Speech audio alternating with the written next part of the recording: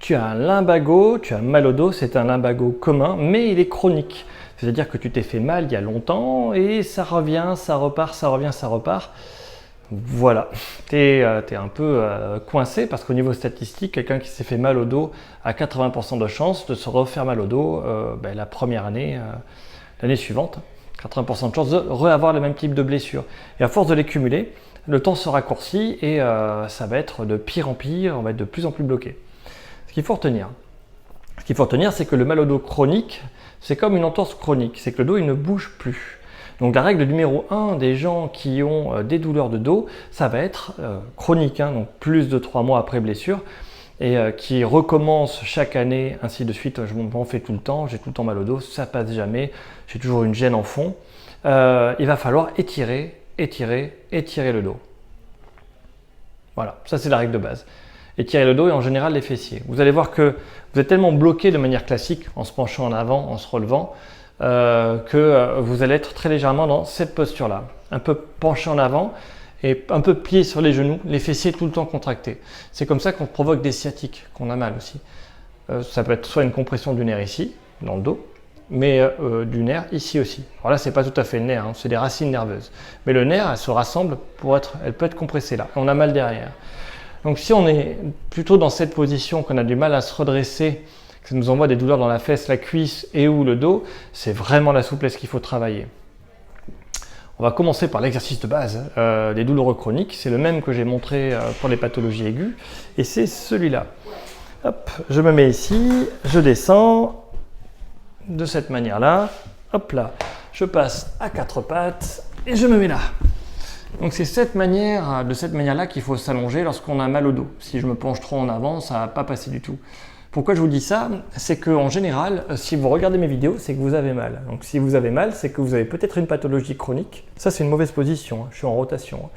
Je vais mettre comme ça. Ça, c'est une excellente mauvaise position parce que vous serez en hyperflexion en avant. Mais bon, moi, vu que j'ai pas de problème, je vais la garder. Et donc l'histoire, c'est que comme vous regardez cette vidéo, souvent, c'est-à-dire que vous avez mal au dos.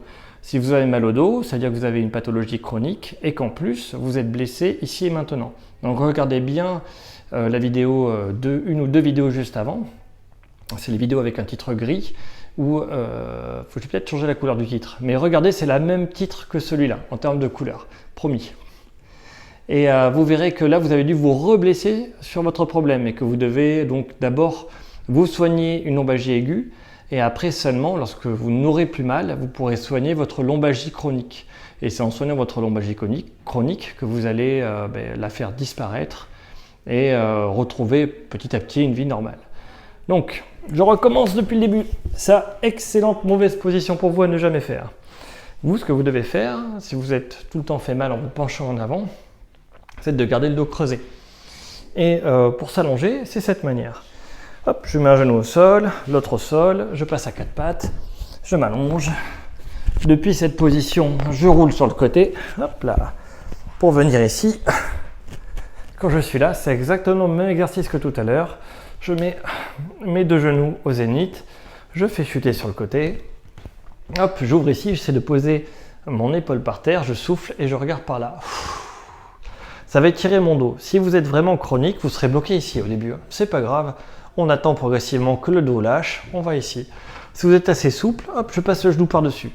Si vous êtes vraiment très souple, je peux mettre un poids, une haltère ici, quelque chose, un pack d'eau.